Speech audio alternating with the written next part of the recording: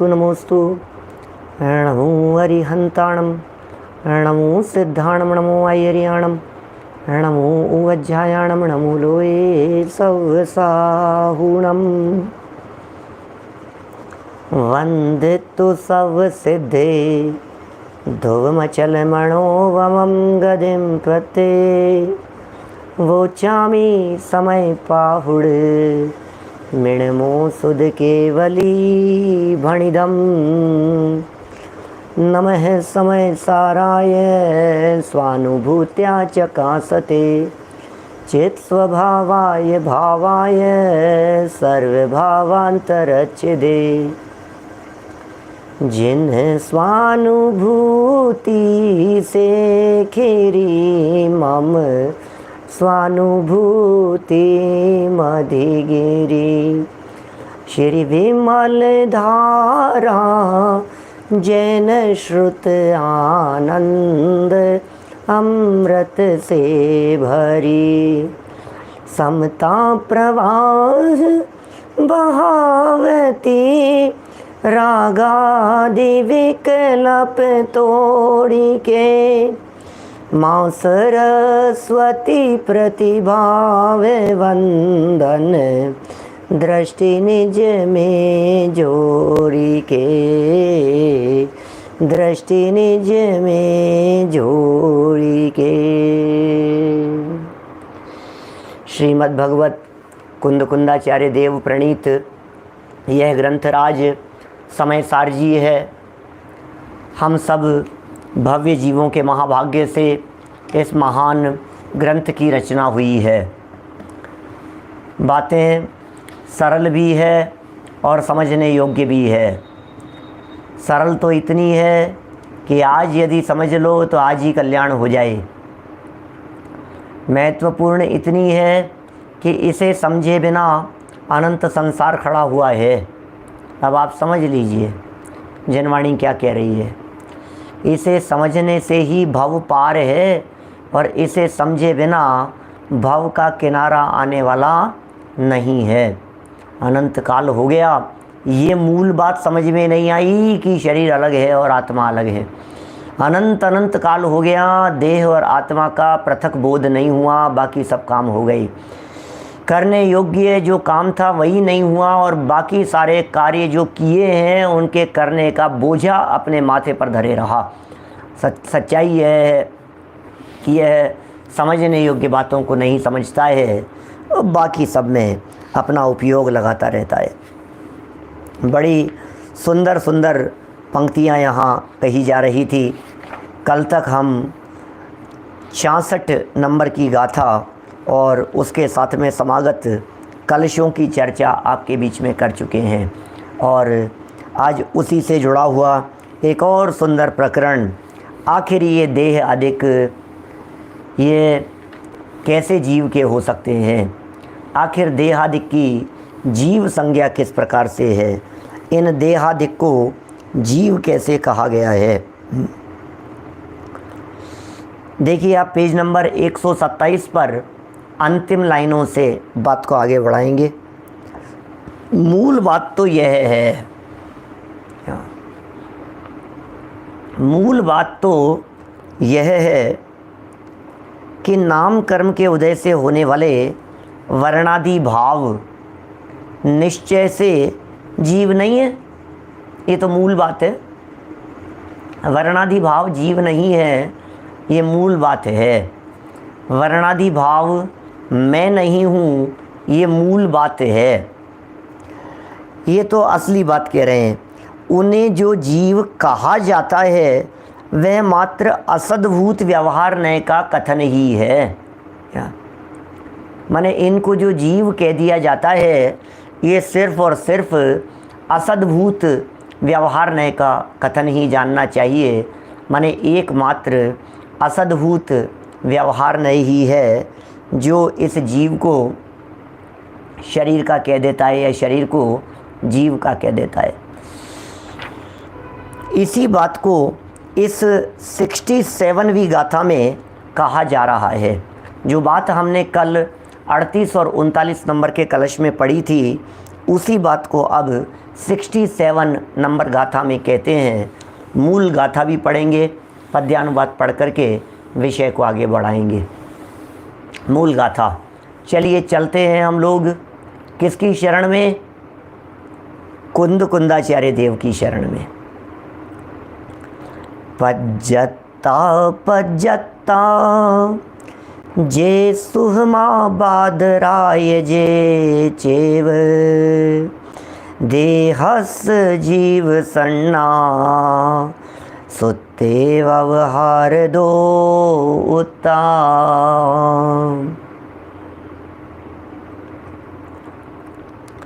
पर्याप्त के तर आदि एवं सूक्ष्म बादर आदि सब जड़ देह की है जीव संज्ञा सूत्र में व्यवहार से।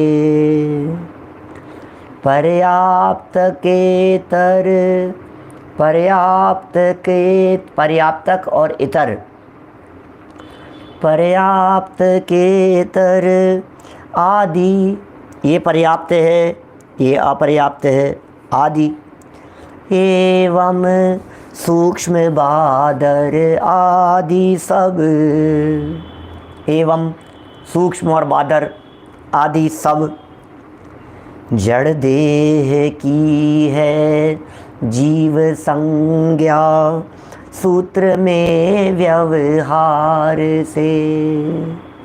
इन जड़ देह की जीव संज्ञा कही गई है सूत्र में, व्यवहार से। सूत्र में माने सिद्धांत में, सूत्र में माने भगवान के उपदेश में। सूत्र किसे कहते हैं?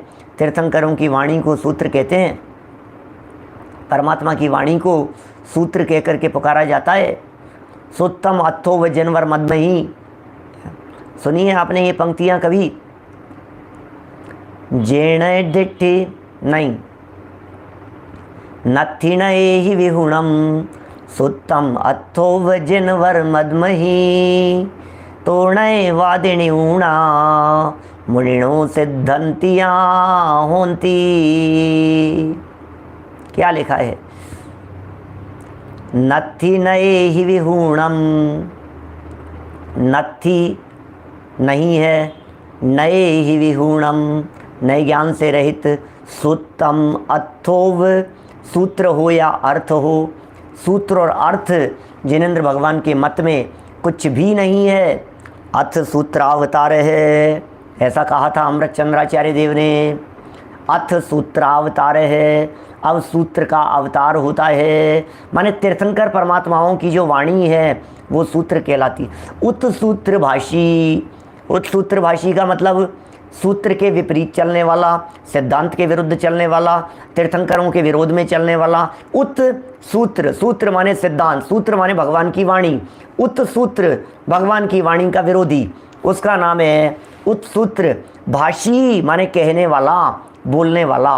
उत्सूत्र भाषी सिद्धांत विरुद्ध कहने वाला। सूत्र माने भगवान की वाणी। और अर्थ माने क्या होता है? अर्थ माने क्या होता है?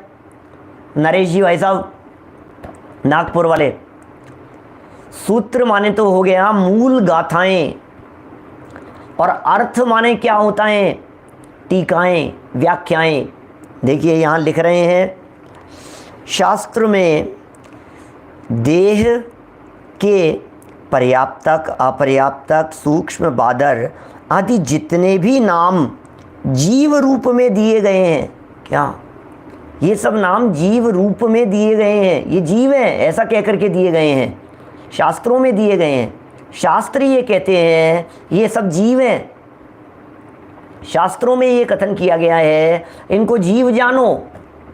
अरे अरे देख करके चलो, हिंसा नहीं हो जाए, इन्हें जीव जानो। 46वीं गाथा की टीका का प्रकरण ध्यान रखना चाहिए, स्मरण में रहना चाहिए सदा काल। अरे अरे जीव है भाई, जीव है, तुम कर क्या रहे हो? इनको जीव जानो। जब 39 से लेकर 43 तक की गाथाओं में विविध प्रकार के जीवों की चर्चा की, शरीर आदि वाले जीवों की चर्चा की, है ना, अध्यवसान आदि वालों को जीव कहा तो निषेध कर दिया तुरंत। नहीं भाई साहब ऐसा नहीं है। फिर आगे चल करके साहब शास्त्र में लिखा है, तो 46वीं गाथा में अमृत चंद्राचार्य देव ने स्वयं कह दिया, अरे भस्म को मसल देने से भी हिंसा नहीं होगी, इनको जीव ही समझना, ये जीव है। पर्याप्तक, अपर्याप्तक, सूक्ष्म, बादर, इन शब्दों के अर्थ करने की अब ज़रूरत नहीं है आप लोगों के बीच में। जिनके पर्याप्तियाँ पूरी होती है वे पर्याप्तक होते हैं, जिन जीवों के पर्याप्तियाँ पूरी नहीं होती है वे अपर्याप्तक होते हैं। जो जीव, जिन जीवों के सूक्ष्म नाम कर्म का उदय होता है वे सूक्ष्म होते हैं, जिन जीवों के बादर नाम कर्म का उदय होता है वे बादर होते हैं। सब समझना क्या कह रहे हैं, जिन जीवों के, इसका मतलब सूक्ष्म नाम कर्म का उदय, बादर नाम कर्म का उदय, पर्याप्त नाम कर्म का उदय, अपर्याप्त नाम कर्म का उदय जीव के होता है, अजीव के नहीं होता। ये नाम कर्म का उदय पुद्गल के नहीं होता। विपुल भाई गांधी जी नाते पुते वाले क्या लिख रहे हैं, ये पुद्गल के नहीं होता इन कर्मों का उदय, अचेतन के नहीं होता इन कर्मों का उदय, क्या ये चेतन में होता है। पर्याप्तक कौन, जीव, अपर्याप्तक कौन, जीव, बादर कौन, जीव, सूक्ष्म कौन, जीव। अरे रे सूक्ष्म जीव है भैया, सूक्ष्म जीव है, ध्यान देना। आत्मा सूक्ष्म है कि बादर? आत्मा तो सूक्ष्म बादर नहीं होता, लेकिन आत्मा जब सूक्ष्म रूप शरीर को धारण करता है तो उस आत्मा और उस जीव को भी सूक्ष्म कहा जाता है। जब यही आत्मा बादर नामक कर्म को के उदय से बादर शरीर को धारण करता है तो इसी आत्मा को बादर कहने में आता है। कभी सूक्ष्म कह देते हैं, कभी बादर कह देते हैं। बड़ी विचित्र तरह की स्थितियां हैं। देखिए, वे सभी व्यवहार ने से ही दिए गए हैं। ये नाम क्यों दिए हैं भाई साहब? इसको बादर नाम क्यों दिया है? बादर जीव नाम क्यों दिया? इसको अपर्याप्त जीव ऐसा नाम क्यों दिया? रमेश बुरीचा जी साहब बोलो, इसको बादर नाम कर्म क्या नाम, बादर जीव है, बादर जीव है ऐसा नाम क्यों दिया? बताओ तो सही, आखिर क्यों दिया? हवा में ऐसे ही मन में आ गई थी इसलिए कह दिया? नहीं भाई, व्यवहार से कह रहे हैं, उसमें है, उसके कर्म का उदय है, उसी के परिणामों से बांधा हुआ है, उसी ने किया था, इसीलिए उसको इस तरह का फल मिलेगा। देखिए, यद्यपि ये भगवान आत्मा ज्ञान का घन पिंड है, बातें सरल है, थोड़ा सा फास्ट लेंगे। यद्यपि ये भगवान आत्मा ज्ञान का घन पिंड है और आनंद का रसकंद है। ज्ञान का घन पिंड आत्म, आनंद का रसकंद है। मैं ज्ञानानंद स्वभावी हूँ, ये ज्ञानानंद स्वभावी है। आ गई सब बातें यहाँ। ये भगवान आत्मा, यद्यपि ये फैक्ट है, यद्यपि आपकी बात बिल्कुल सही है, ये सच्ची बात है कि ये भगवान आत्मा ज्ञान का घन पिंड है, आनंद का रसकंद है।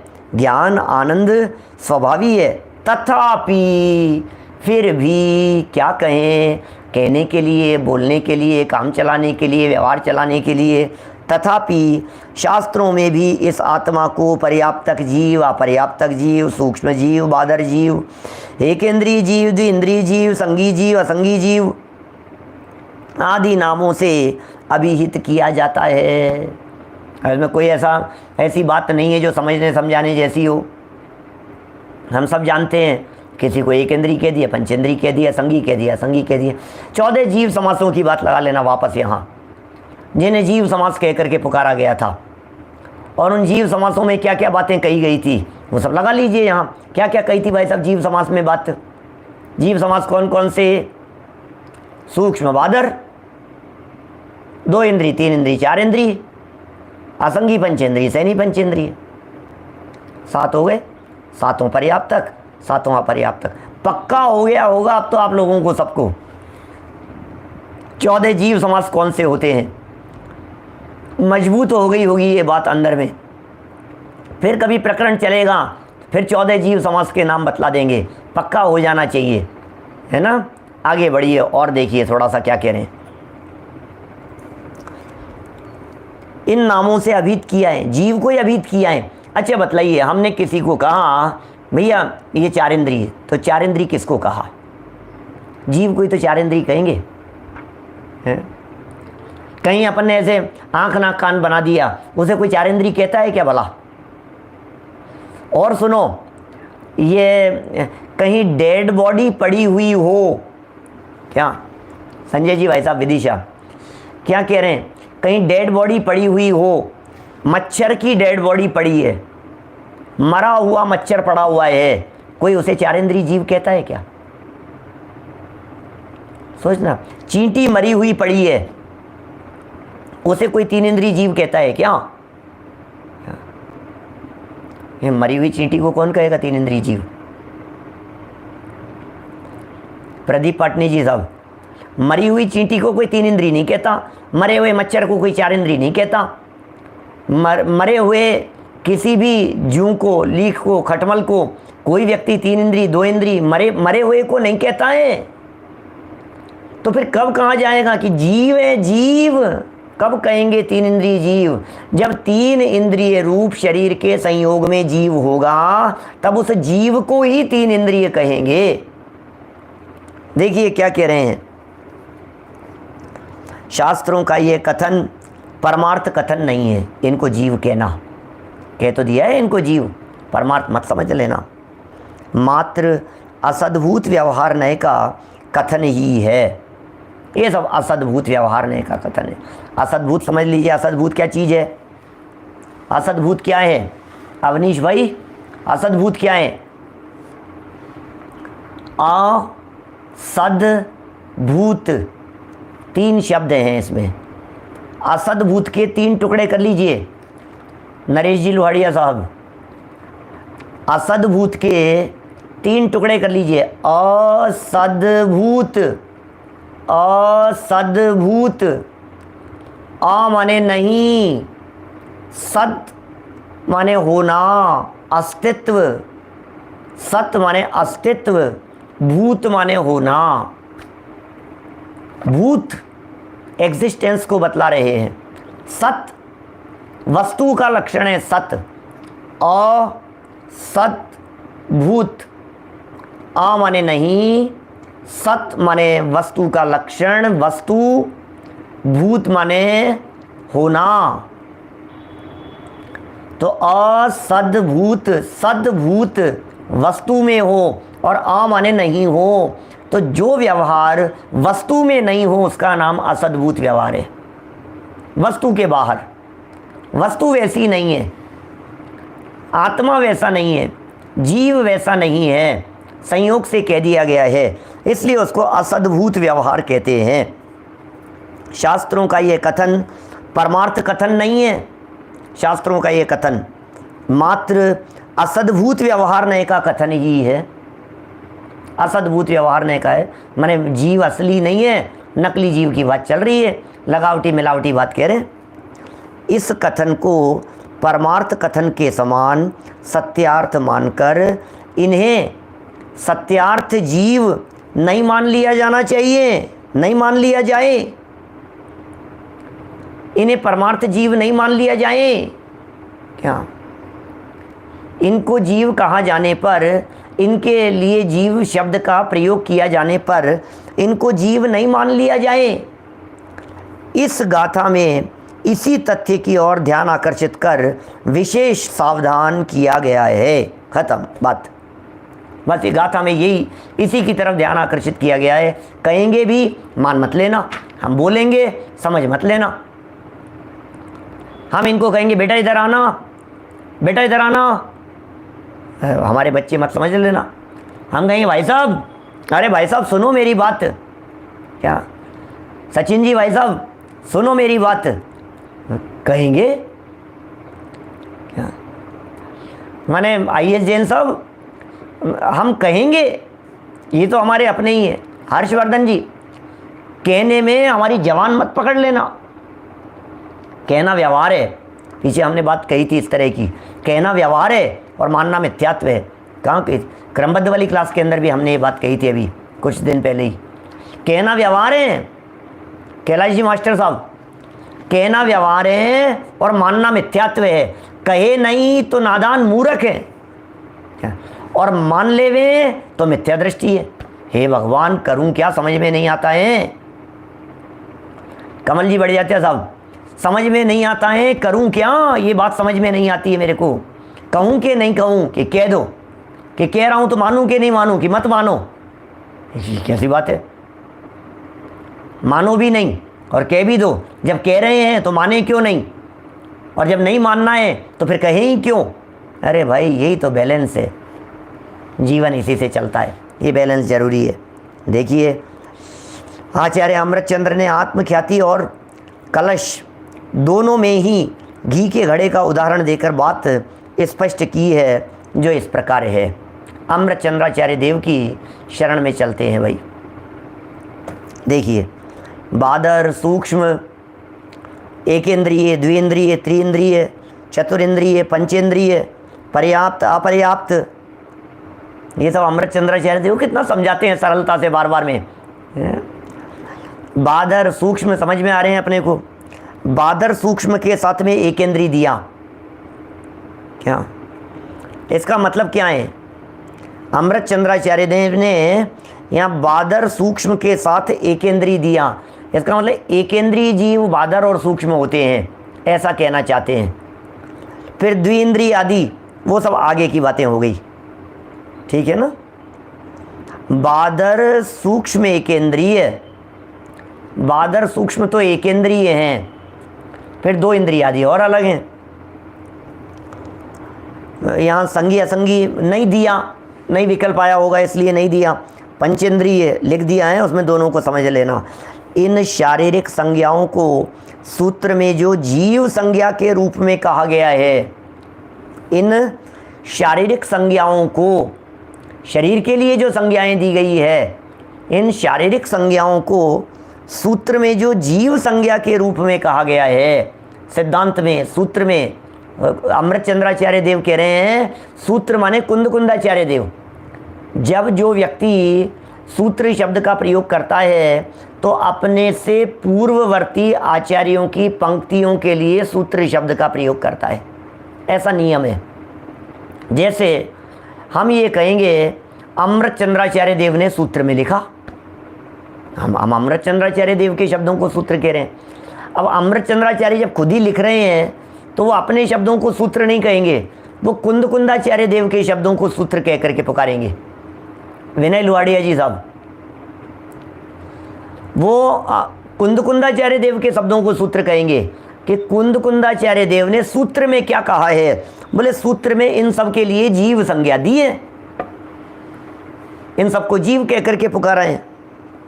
तो इन संज्ञाओं को जो सूत्र में जीव संज्ञा के रूप में कहा गया है, वे पर की प्रसिद्धि के कारण, क्यों कहा गया है, पर की प्रसिद्धि के कारण घी के घड़े की भांति व्यवहार है और वह अप्रयोजनार्थ है। लो, घी के घड़े की भांति है, अप्रयोजनार्थ है, इससे कोई प्रयोजन तो सिद्ध होने वाला है नहीं, घी के घड़े के समान कह दिया जाता है। देखो अभी घी का घड़ा, हमने टोडरमल जी घी का घड़ा कहते ही टोडरमल जी साहब याद आते हैं। घी के घड़े की चर्चा पंडित जी साहब ने की है ओवियावासी प्रकरण में, मोक्ष मार्ग प्रकाशक ग्रंथ पेज नंबर 248 से ओवियावासी प्रकरण की चर्चा की है उन्होंने।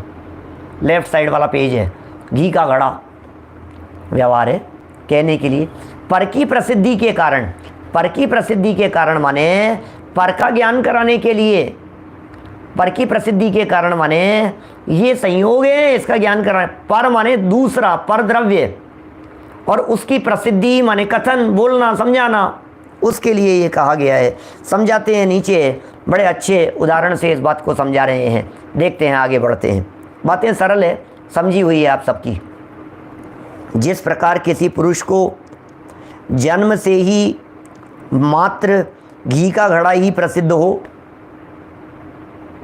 अभी समझना, अमृतचंद्राचार्य देव घी का घड़ा समझा रहे हैं। घी का घड़ा क्या होता है? अब आज के समय में तो घी का घड़ा कहीं देखने को ही नहीं मिलता।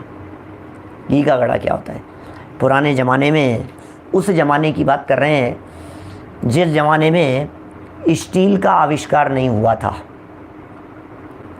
आविष्कार नहीं हुआ था स्टील के बर्तन उपलब्ध नहीं थे और घड़े को जिसमें घी रखा जाता था माने वो सब मिट्टी के बर्तन हुआ करते थे, मिट्टी के पात्र हुआ करते थे, मिट्टी के पात्रों में ये सब चीज़ें रखते थे। दूध, दही, घी, छाछ जो भी आपको रखना हो, तेल, सब चीज़ें वो उसी में रखते थे, मिट्टी के ही उसमें रखते थे। कुल्हड़ अभी तो अपन लोग ज़माने की बात नहीं करना। आप लोग सोचो कि भाई हाँ हमने भी देखा है, उसके अंदर रखते थे, हमारे दादाजी रखते थे, हमने देखा। अरे तुम्हारे दादाजी की बात नहीं कर रहे, ये तो दादाजी के 50 पीढ़ियों ऊपर की बात कर रहे हैं क्या? क्योंकि उस जमाने 1000 साल पहले के उदाहरण की बात कर रहे हैं, 1000 साल पहले के, आज की थोड़ी ना चर्चा है ये। 1000 साल पहले क्या चलता होगा। अब लेकिन एक समस्या, वो जो घी का घड़ा होता था, वो घी का घड़ा ऐसे ही किसी भी मिट्टी के घड़े को घी का घड़ा नहीं कह दिया जाता था। उस मिट्टी के घड़े को बाकायदा घी का घड़ा बनाने के लिए बहुत प्रयत्न और परिश्रम किया जाता था। वो 2 रुपये की घड़ी जैसा घड़ा नहीं आता था, 2 रुपये का घड़ा खरीद लाए, 10 रुपये का, 20 रुपये का, 50, 100 रुपये का, नहीं, ऐसा नहीं, बहुत महंगा पड़ता था वो उस ज़माने में वो घड़ा। क्योंकि कुम्हार के द्वारा जो मिट्टी का घड़ा बना दिया गया है, क्या कुम्हार के द्वारा जो मिट्टी का घड़ा बना दिया गया है, उस मिट्टी के घड़े को में यदि घी डालेंगे तो वो घी कितना पी जाएगा वो मिट्टी का घड़ा? आधा 1 किलो तो घी पी जाएगा वो मिट्टी का घड़ा, सोख लेगा। तो घी कितना महंगा। आज के ज़माने में जो घड़े और घी का अंतर है रेट का, वही अंतर तो उस ज़माने में भी रहा होगा ना, लगभग उसी प्रोपोर्शनेट में।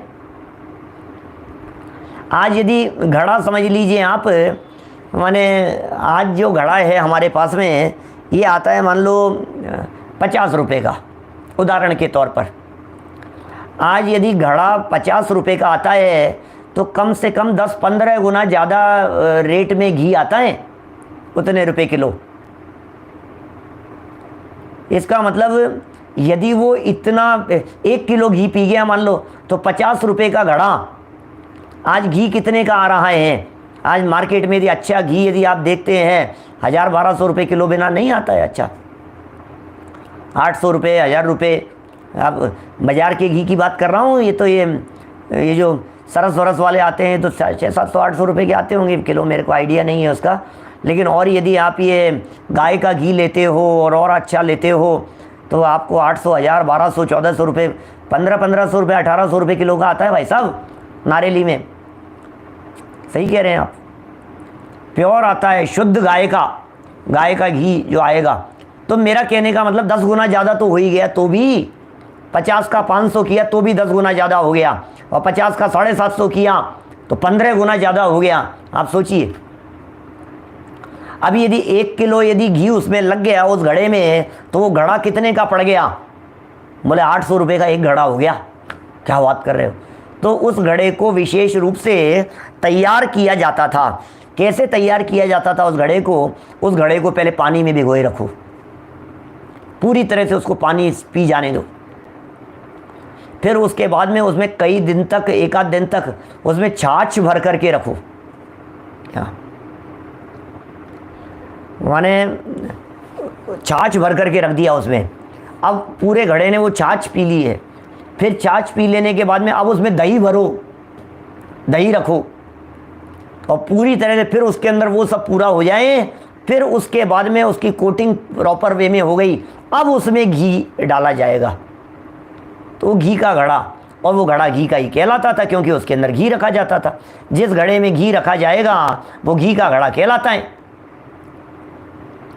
अभी ये तो बात हो गई कि जिस घड़े में घी रखा जाता है वो घी का घड़ा हो गया।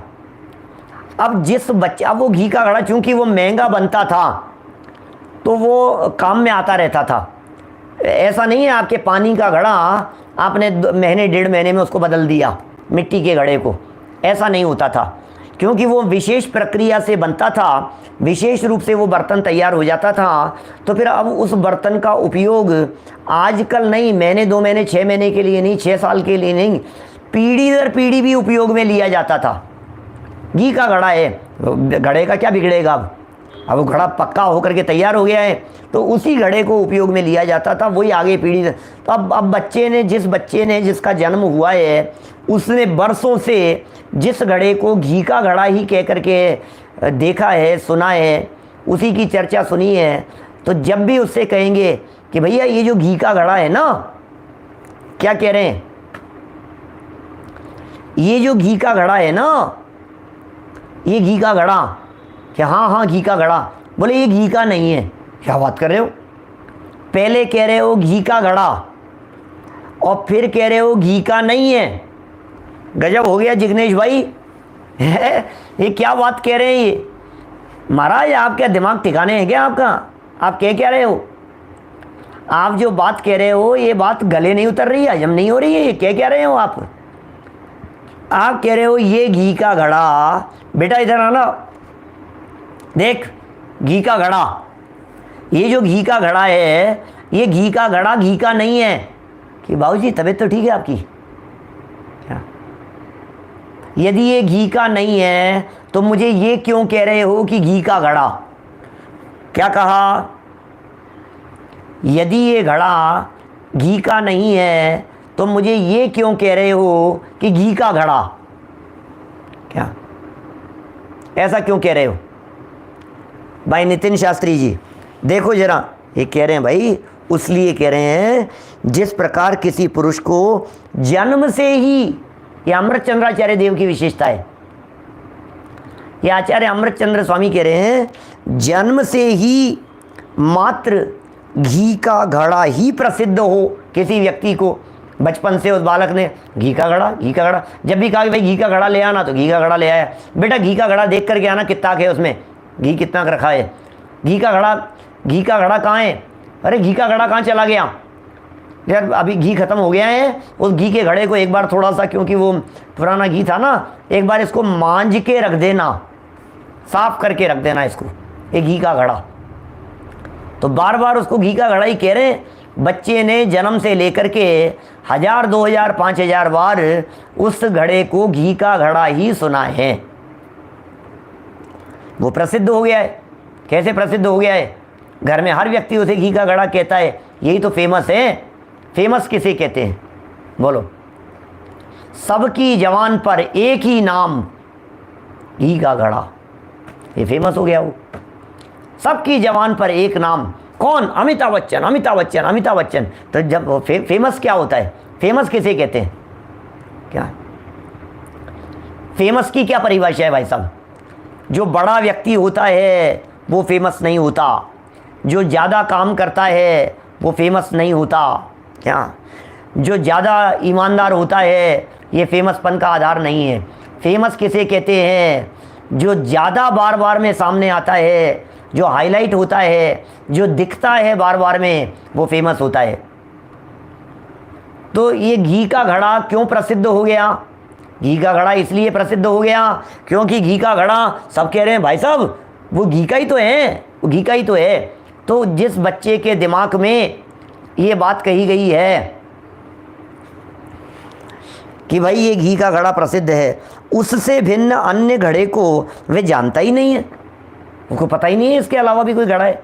घी के घड़े को घी का ही जानता है वो। तो ऐसे पुरुष को समझाने के लिए जो ये घी का घड़ा है सो मिट्टी में है, घी में नहीं है।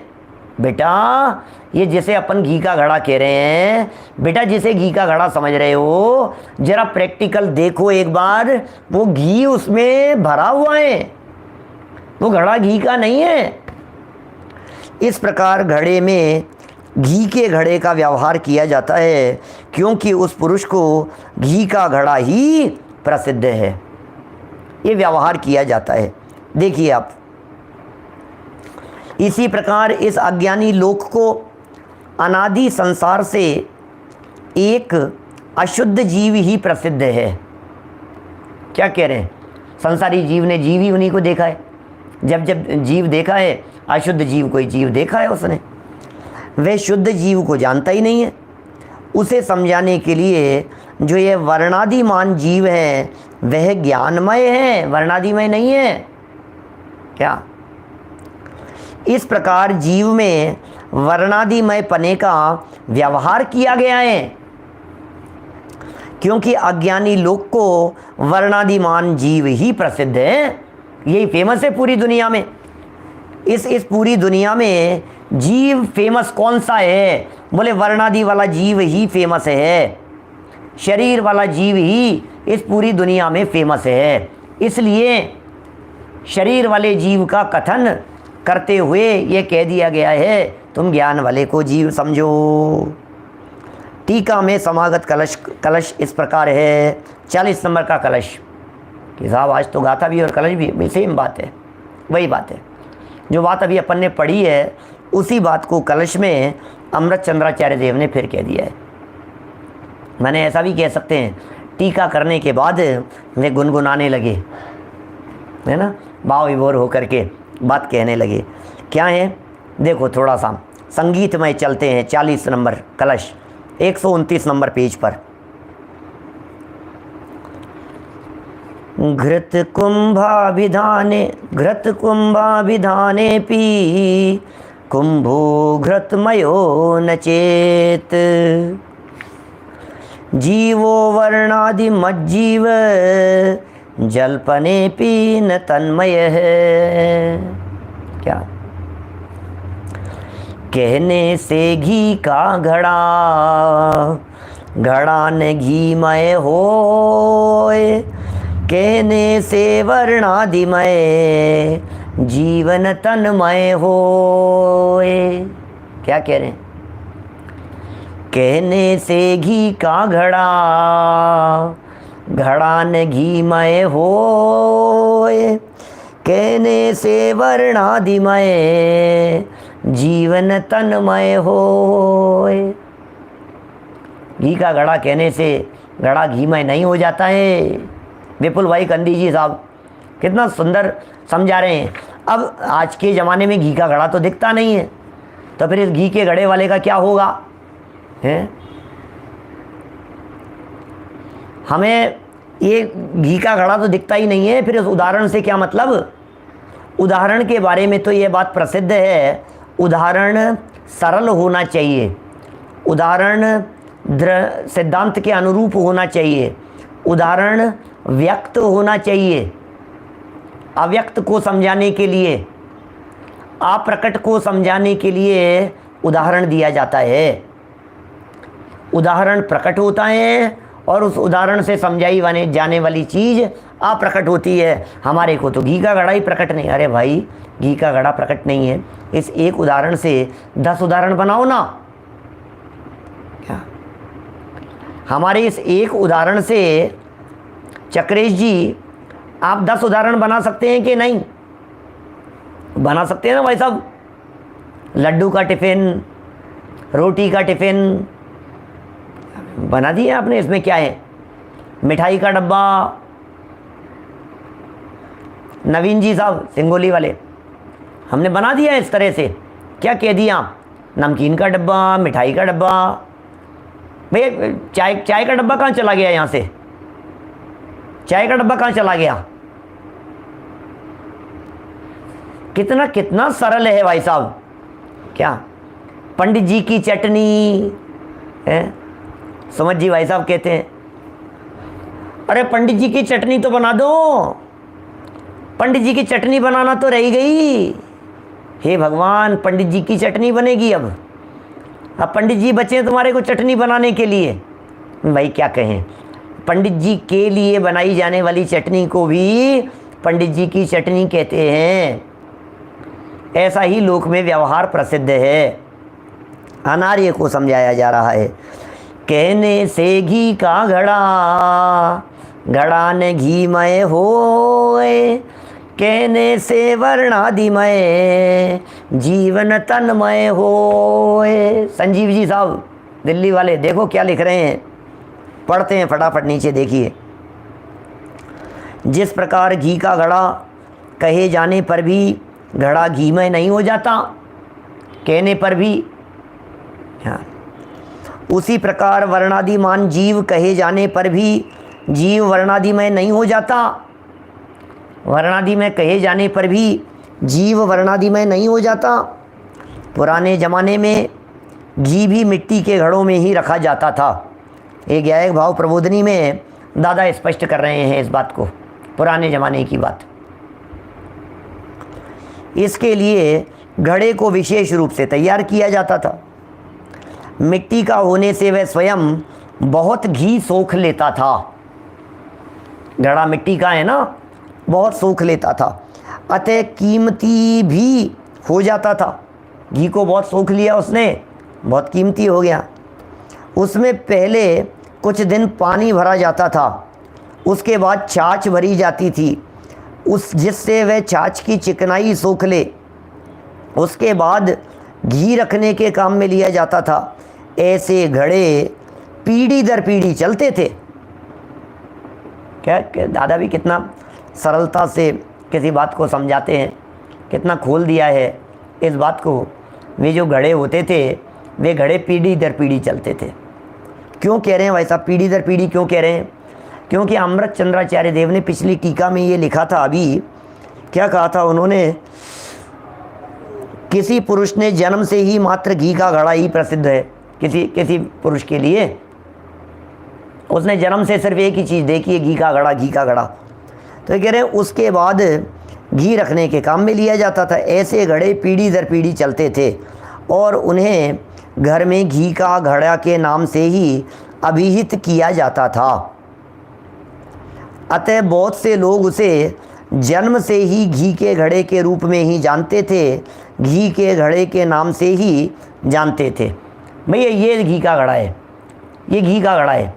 ये सब अलग अलग हुआ करते थे। ऐसा अकेला ये नहीं है कि घी के घड़े के रूप में जानते हैं तो अकेले घी का ही घड़ा होता होगा। नहीं नहीं, तेल का भी घड़ा होता था, दूध का घड़ा होता था, पानी का घड़ा होता था, गेहूं का घड़ा होता था। गेहूं भी घड़े में रखे जाते थे, दालें भी घड़े में रखी जाती थी। तो ये सब अलग अलग तरह से उनको पात्र रूप बना करके उनमें अलग अलग तरह के सामान रखे जाते थे, इसलिए लोग उनको उसी रूप में जानते थे। अब चूँकि पानी वाला घड़ा अलग तरह का है और घी वाला घड़ा अलग प्रकार का हो गया है, तो पानी के घड़े को पानी का कहेंगे और घी के घड़े को घी का कहेंगे। क्या नमक वगैरह भी मटकी में ही रखते थे, ऐसा ही है। अतः बहुत से लोग उसे जन्म से ही घी के घड़े के रूप में ही जानते थे, घी के घड़े के नाम से ही जानते थे। घी के घड़े के रूप में ही और घी के घड़े के नाम से ही, दोनों बातें हो गई, ऐसा ही जानते थे। अब ये चूँकि इस कलश के अंदर कोई नई बात नहीं थी, इसलिए अपन ने इस कलश को साथ में ले लिया। बात तो वही है जो अपन इतनी देर से पढ़ रहे हैं। यहाँ इसी प्रकार का घड़ा और उसे जन्म से ही घी के घड़े के रूप में जानने वाले व्यक्ति को उदाहरण के रूप में लिया गया है। क्या कह रहे हैं ये? इसी प्रकार का घड़ा, इसी प्रकार का घड़ा जैसा बताया गया है बनाया हुआ, और जन्म से ही घी के घड़े के रूप में जानने वाला व्यक्ति, जन्म से ही घी के घड़े के रूप में जान रहे हैं, उस व्यक्ति को उदाहरण के रूप में लिया गया है। यदि कोई ऐसा व्यक्ति ये मान ले कि जिसे घी का घड़ा कहा जाता है वह घी से ही बना होगा, घीमय होगा, तो उसे समझाते हैं कि जो ये घी का घड़ा है वह घी से नहीं बना है, घीमय नहीं है, अपितु मिट्टी से ही बना है, मिट्टीमय ही है। मिठाई का टिफ़िन मिठाई से नहीं बना है, तो फिर मिठाई का क्यों कह रहे हो? क्योंकि उस टिफ़िन में मिठाई है। समझना, देखो उदाहरण को सिद्धांत में एक बार अच्छे से, अभी नीचे भी कहेंगे, अच्छे से घटित करके देखो। ऐसा कह रहे हैं, इसको आपने नमक का डब्बा कहा। भैया नमक का डब्बा, नमक का डब्बा, आपने इसको नमक का डब्बा क्यों कहा? क्योंकि इस डब्बे में नमक रखा है, इसलिए इसको नमक का डब्बा कहा। हमने इसको दो इंद्रिय जीव कहा। कि दो इंद्रिय जीव क्यों कहा? क्योंकि दो इंद्रिय शरीर में जीव रखा है। आप समझ रहे हैं? यदि उस घड़े में घी नहीं हो तो उस घड़े को घी का नहीं कहा जाएगा। इस पंचेंद्रिय देह में यदि जीव नहीं हो तो इस देह को पंचेंद्रिय जीव नहीं कहा जाएगा। उदाहरण से सिद्धांत समझ में आ रहा है कि नहीं, क्या बात कहना चाह रहे हैं?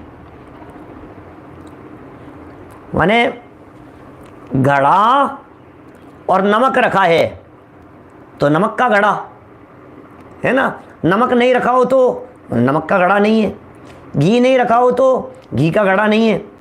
ऐसे जीव नहीं रखा हो तो कि पंचेंद्रीय जीव नहीं है, जीव नहीं रखा हो तो बोले दो इंद्रिय जीव कैसे कहें इसको? खाली घड़े को भी देखो, अब दो तीन बातें समझना इसमें ऐसी बात समझना, यदि उस घड़े में घी रखा नहीं गया हो, पहले घी वर्तमान में नहीं रखा गया है, भविष्य में घी रखने की संभावना नहीं है, उसे घी रखने के लिए बनाया नहीं गया है, तो दुनिया में ऐसे घड़े को कोई भी घी का घड़ा नहीं कहता। बोलो, आपने अपने घरों में, सबने अपने अपने जीवन में घड़े खरीदे होंगे, घड़े लाए होंगे, घड़े अपने घर में ला करके रखे होंगे, घड़े देखे भी होंगे। कभी आपने अपने जीवन में उस घड़े को घी का घड़ा कहा है क्या? बोलो बोलो प्रतीक जी, सेमारी वाले, आपने उस घड़े को घी का घड़ा कहा है क्या? नहीं कहा। अब मैं आपसे ये कह रहा हूँ, आपने उसको घी का घड़ा क्यों नहीं कहा? आपने अपने 50 साल के जीवन में, 70 साल की उम्र हो गई निर्मल चंद जी बाबूजी साहब, आपने उस घड़े को, अपने घर में आए हुए घड़े को कभी अपने पूरे इतनी लंबी उम्र में घी का घड़ा क्यों नहीं कहा? उसका कारण है क्योंकि न तो उसमें घी रखा हुआ है, न उसमें घी रखा था, न उसमें घी रखा जाएगा, न वो घी रखने के लिए लेकर के आए हैं, इसलिए उसको घी का घड़ा कैसे कहें? कितना सरल बात, भाषा में ये बात कह रहे हैं। अब जिसमें रखा हुआ है उसे कहा जा रहा है, और फिर भी क्यों कहा जा रहा है, कैसे कहा जा रहा है? परमार्थ बात यह है कि वो घड़ा घी से नहीं बना है, घड़ा तो मिट्टी से ही बना है। ऐसा है। देखिए, इसी प्रकार सिद्धांत समझा रहे हैं, इसी प्रकार इस अज्ञानी लोक को, जगत को, दुनिया को अनादिकाल से एक अशुद्ध जीव ही प्रसिद्ध है। जब जब जीव को देखा है, रागी द्वेषी कषाई ही देखा है, मोटा पतला गोरा काला ही देखा है, दो इंद्री चार इंद्री वाला ही देखा है। जब भी इस जीव को देखा है, अनादिकाल से एक अशुद्ध जीव ही प्रसिद्ध है, वर्णादिमय जीव ही प्रसिद्ध है। अनादिकाल से इस जीव को यही प्रसिद्ध है, वर्णादि वाला जीव, वर्णादि वाला जीव, रागादि वाला जीव, शरीर वाला जीव, संस्थान वाला जीव, सेनन वाला जीव, यही प्रसिद्ध है। रागादिमय जीव ही प्रसिद्ध है, वह शुद्ध जीव को जानता ही नहीं है। जैसे जन्म से जिसने वही घड़ा देखा था, उस व्यक्ति ने कभी बिना घी के घड़ा देखा ही नहीं, वही जाना था, वही सुना था, वही परिचय में आया था। तो ये कह रहे हैं इसी तरह से अनादिकाल से इस जीव ने शुद्ध जीव को जाना ही नहीं, शुद्ध जीव को पहचाना ही नहीं, शुद्ध जीव की इसको खबर ही नहीं है। वर्णादि रहित जीव को जानता ही नहीं है, ये जानता ही नहीं है वर्णादि रहित जीव होता है कोई, रागादि रहित जीव को जानता ही नहीं है। क्या करें क्या इसको? तो कह रहे हैं ये जो जीव है ना, दो इंद्रिय जीव, जीव नहीं है। लो, घी का घड़ा घी का नहीं है। लो, क्या कह रहे हो? घी का घड़ा घी का नहीं है। क्या कह रहे हो महाराज? दो इंद्रिय जीव, जीव नहीं है। अपर्याप्तक जीव, अपर्याप्त जीव नहीं है। पर्याप्तक जीव, जीव नहीं है। महाराज क्या कह रहे हो? यही तो कह रहे हैं यहाँ। अतः उसे समझाते हुए कहते हैं, क्या समझाते हुए कहते हैं कि जो ये वर्णादिमान जीव है वह वर्णादिमय नहीं है। बात कितनी अटपटी है, शैली कितनी गजब की है कि शैली का प्रयोग करते हैं। वर्णादिमान जीव वर्णादिमय नहीं है, अपितु ज्ञान में। तो फिर है कैसा? बोले ज्ञानमय है, वो तो ज्ञान से बना हुआ है। घड़ा तो मिट्टी से बना हुआ है, वर्णादिमय जीव वर्णादि से बना हुआ नहीं है। मिट्टी का घड़ा घी का घड़ा घी से बना हुआ नहीं है। जैसे वर्णादिमय जीव दिखने पर भी ज्ञान से बना हुआ है, उसी तरह से घीमय कहने पर भी घी से बना हुआ नहीं है, मिट्टी से बना हुआ है, अपितु ज्ञानमय ही है। जो ये रागादिमान जीव है वह रागादिमय नहीं, ज्ञानमय ही है। ये रागादिमान जीव रागादिमान नहीं है, ये ज्ञानमय ही है। जो यह अंतिम 3 लाइनें पढ़ते हैं 130 नंबर पेज पर देखिए। जो यह वर्णादिमान जीव है ऐसा कहकर व्यवहार की स्थापना की है। वाह, कि साहब वर्णादिमान कह क्यों रहे हो? व्यवहार की स्थापना की है, व्यवहार का ज्ञान कराया है। कहा क्यों है आपने इसको? वर्णादि का ज्ञान कराया है, और वह वर्णादिमय नहीं ज्ञानमय है ऐसा कहकर व्यवहार का निषेध किया है। भाई वर्णादि का ज्ञान भी कराएंगे, व्यवहार का ज्ञान भी कराएंगे, और व्यवहार का निषेध भी करेंगे।